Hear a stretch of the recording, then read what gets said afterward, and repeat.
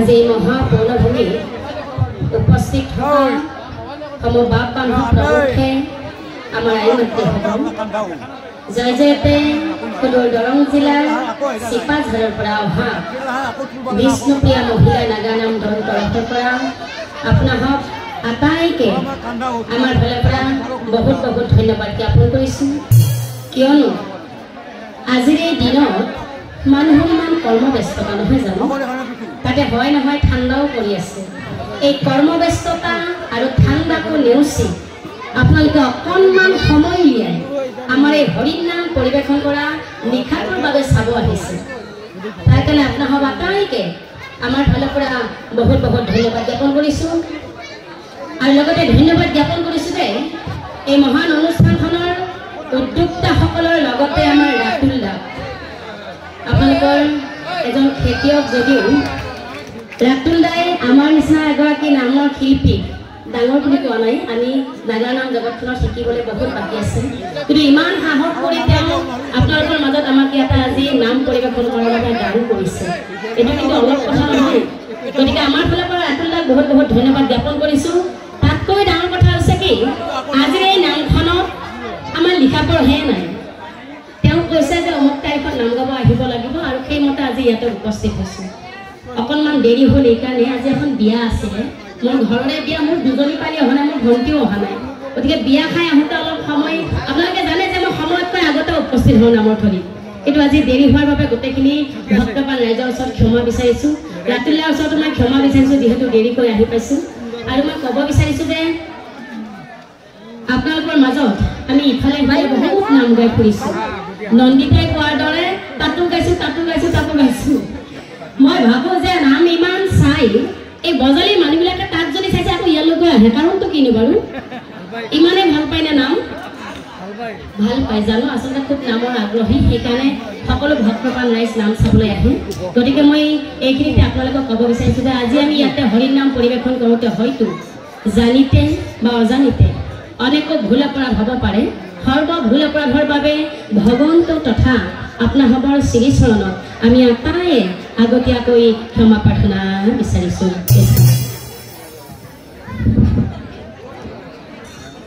ও ৰাম হৰি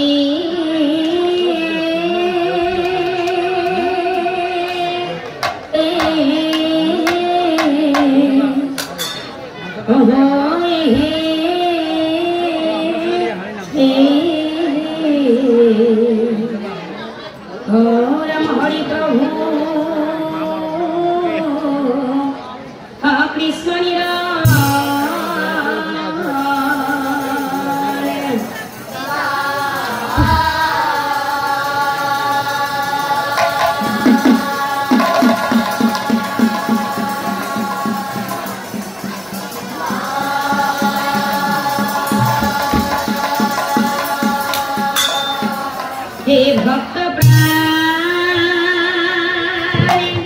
ৰাইজ আমি কৰুণাময়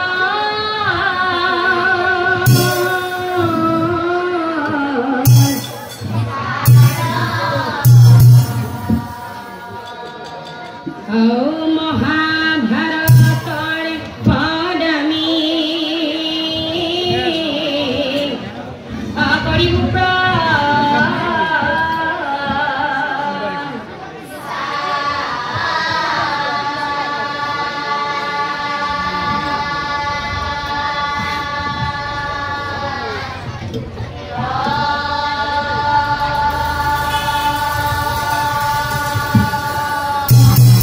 সভাৰ নাম ধৰি কথা আচলতে কমিটিয়ে এইটো বিৰাট ভাল কাম কৰিছে নহয়নে এটা নাম শেষ হৈছে তাৰপাছত তালনাগৰা বজাইছে বৰ ধুনীয়াকৈ চাহ দিছে এইটো কিন্তু একো বেয়া কথা নহয় ভালে হৈছে কিন্তু মই ক'ব বিচাৰিছোঁ যে আপোনালোকে চাহৰ লগত ব্যস্ত হৈ আমাৰ নামটো যাতে নচোৱাকৈ নাথাকে আপোনালোকে চাহো খাই থাকক নামো হৈ থাকক ধন্যবাদ মহাভাৰতৰ পদমি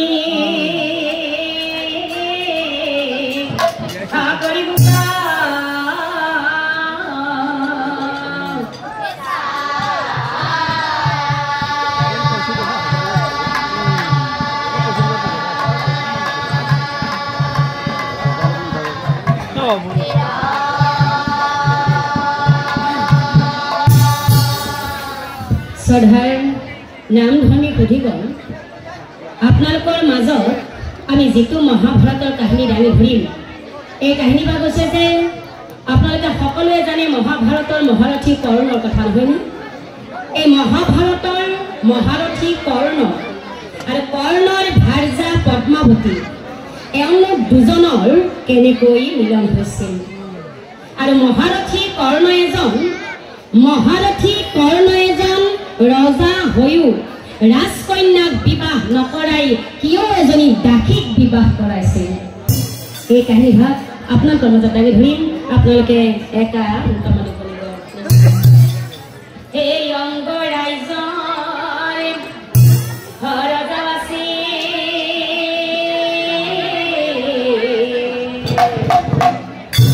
কৰ্ণ মহাবীৰ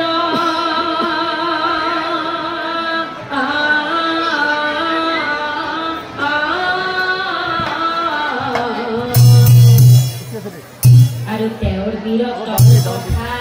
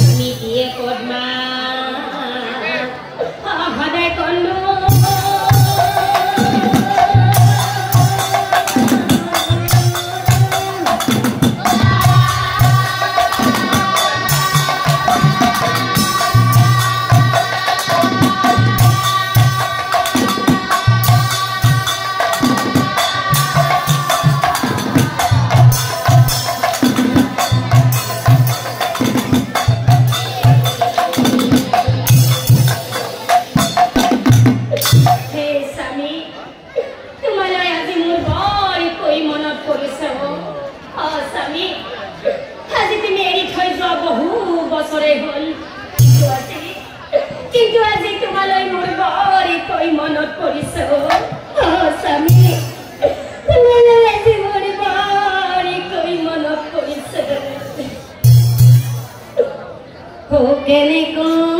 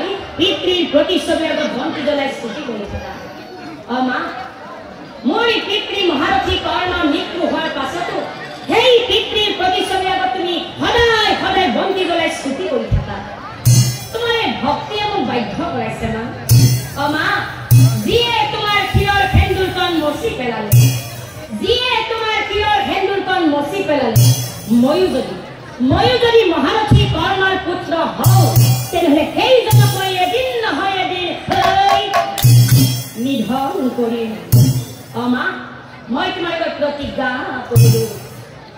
কি কলা বাছা বিককেতু এই পুত্ৰৰ কথা শুনি মাতৃয়ে কান্দিলা পুত্ৰ ভাগৱতী ধৰি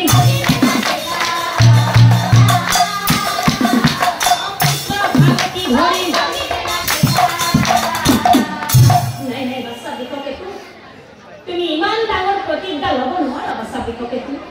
কিয় কৈছো জানা বাছা পদ্মাৱতী বোলে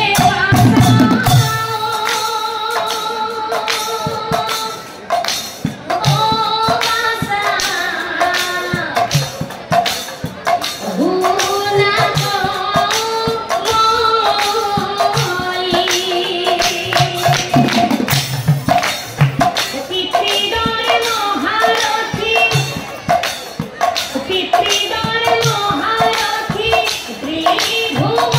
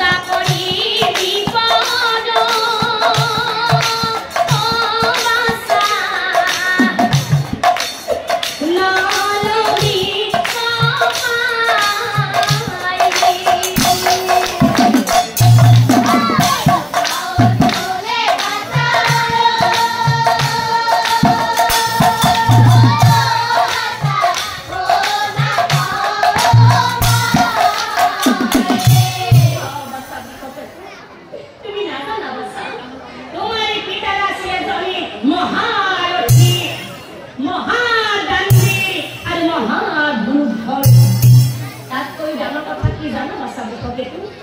তোমাৰ পিতাৰে এজন ৰজা হৈও ৰাজকন্যাক বিবাহ নকৰাই মোৰ দৰে এজনী ডাকিক বিবাহ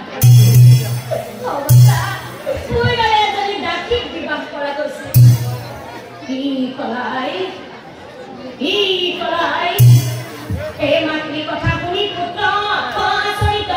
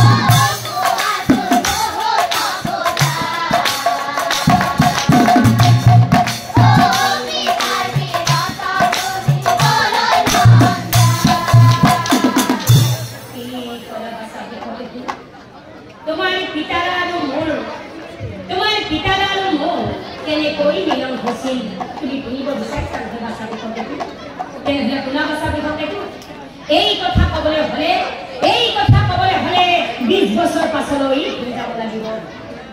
বাছা বিপদেটো তেনেহলে শুনা তোমাৰ পিতাৰ মহাৰথী কৰ্ণ আৰু মোৰ কেনেকৈ মিলন হৈছিল হাসিত ব্ৰাত্ৰ জানো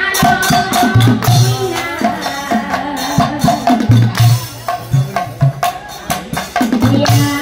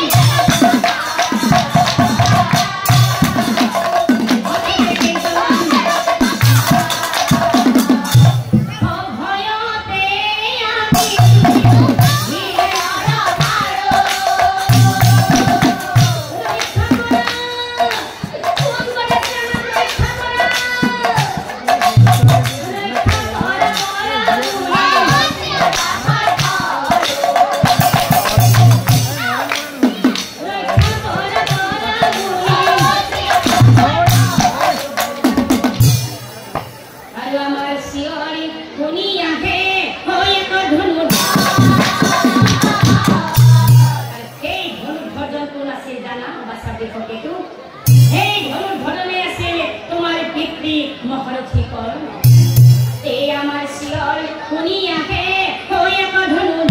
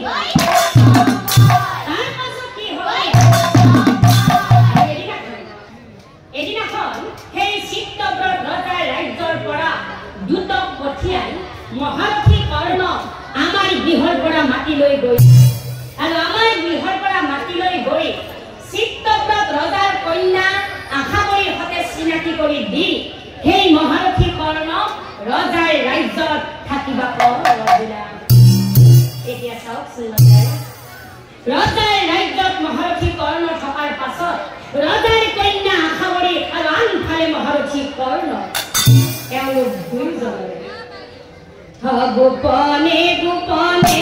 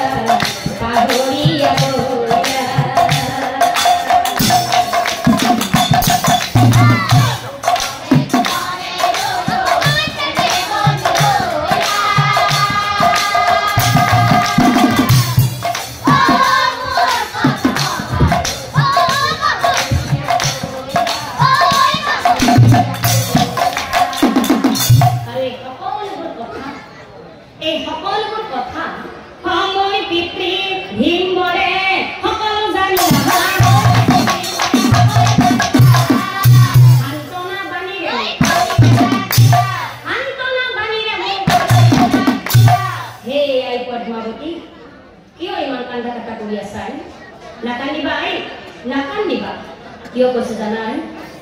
Oh, ay Padmavati.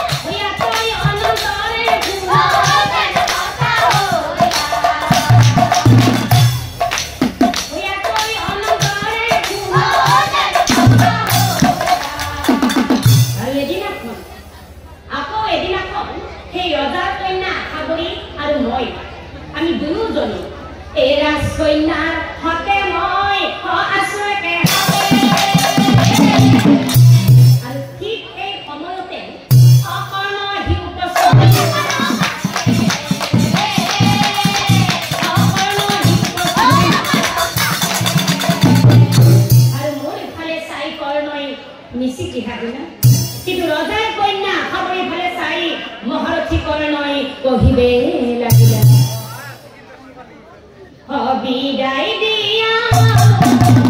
আশা কৰি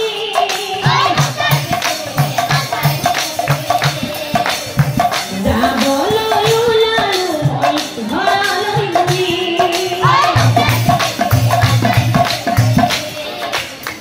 বিদায় দিয়া আশা কৰি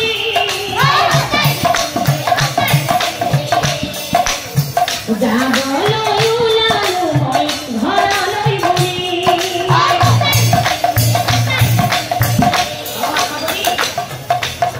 পাহৰি নাযাবা মনতে ৰাখিবা পাহৰি নাযাবা মনতে ৰাখিবা তুমিয়ে হ'বা মোৰ জীৱনৰ বিদায় দিয়া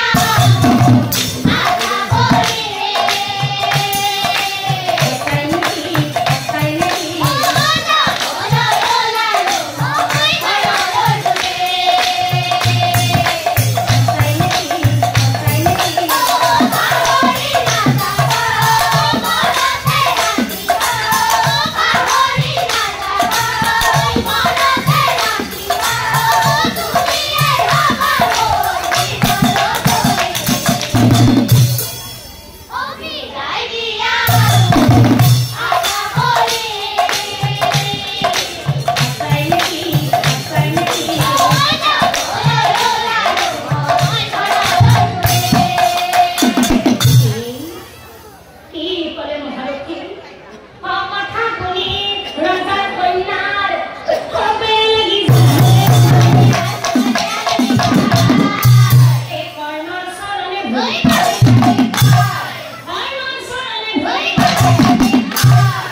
শুনা যাবা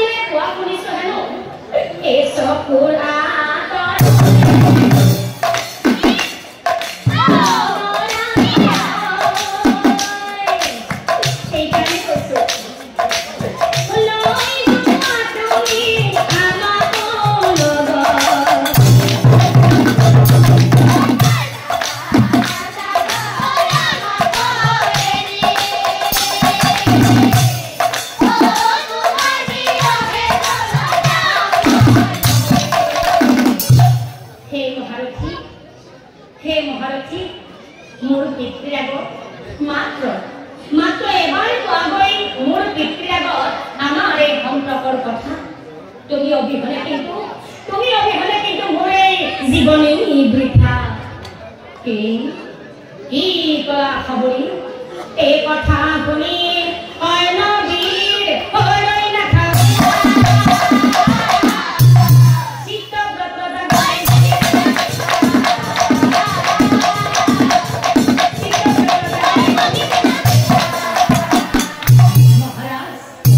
মহাৰাজ আপনাৰ কন্যা আশাবৰীক মই বিবাহ কৰাব মহাৰাজ যদি আপুনি অনুমতি দিয়ে তেনেহলে আপোনাৰ কন্যা আশাবৰীক মই বিবাহ কৰাব কি কলা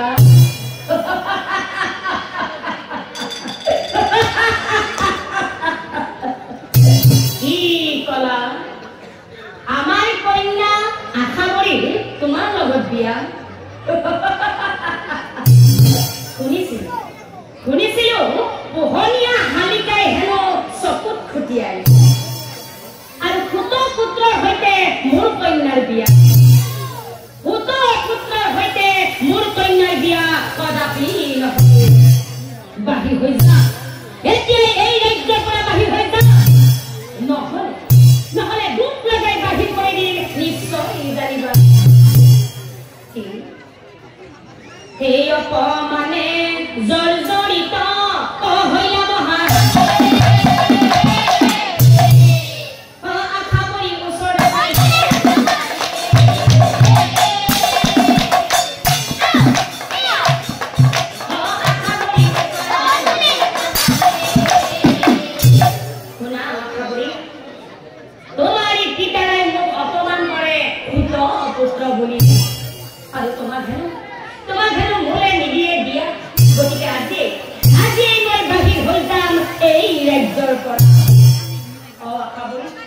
পাহৰি নাযাবা মোক থাকি ল'ব আশা কৰি যদি ভগৱানে দয়া কৰে তেনেহ'লে পুনৰ হম দেখা দেখি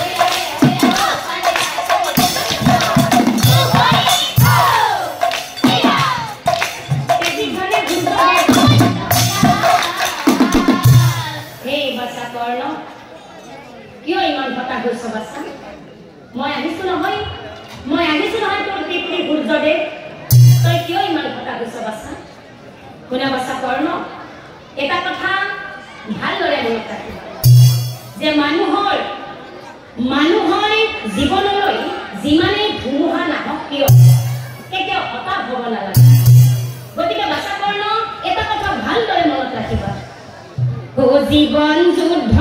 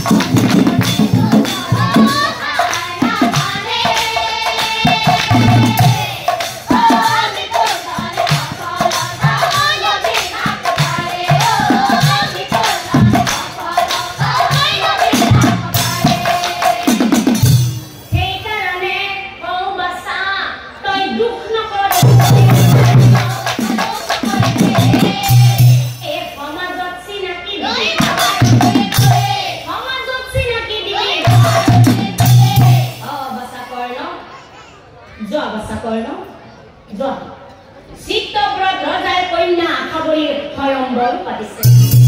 গতিকে অতি শীঘ্ৰে যোৱা বাছা স্বয়ম্বৰ স্থলীতে আৰু শুনা বাছা কৰ্ণ নিজৰ বীৰত্বৰে দিয়া গৈ পৰিচয় নিজৰ বীৰত্বৰে দিয়া গৈ পৰিচয় ক্ষত্ৰিয় বংশত জন্ম তোৰ পুত পুত্ৰ হয় বাছা কৰ্ণ ক্ষত্ৰিয় বংশত জন্ম তোৰ পুত পুত্ৰ হয় কি এই কথা শুনি কৰ্ণ বীৰৰ আনন্দ মিলে প্ৰণাম পিতৃ পিতৃ প্ৰণাম কৰি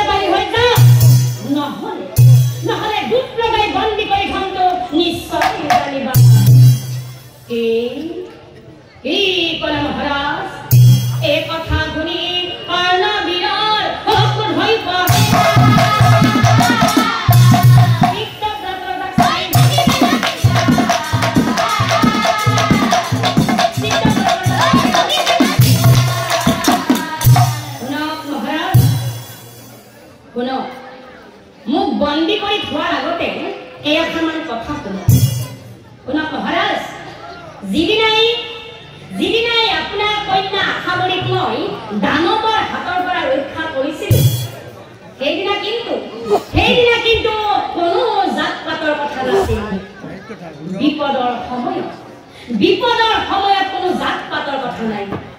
যেতিয়াই মানুহক টকাৰ প্ৰয়োজন হ'ব যেতিয়াই মানুহক ধনৰ প্ৰয়োজন হ'ব আৰু যেতিয়াই মানুহক তেজৰ প্ৰয়োজন হ'ব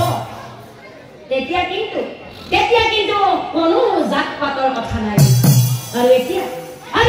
স্বয়ম্বৰ স্থলীক মোক পুত পুত্ৰ বুলি কৰিলি অপমান শুনা মহাৰাজ এই দুই হাতেৰে দিম মই ক্ষত্ৰিয়ৰ প্ৰমাণ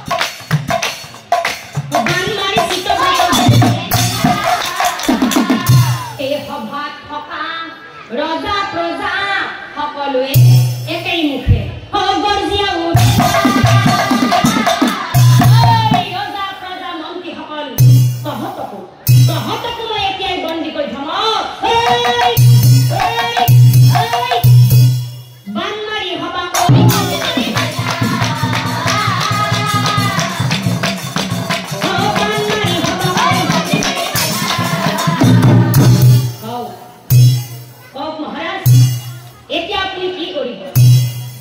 এই মহাৰথী কৰ্ণক বন্দী কৰি থয়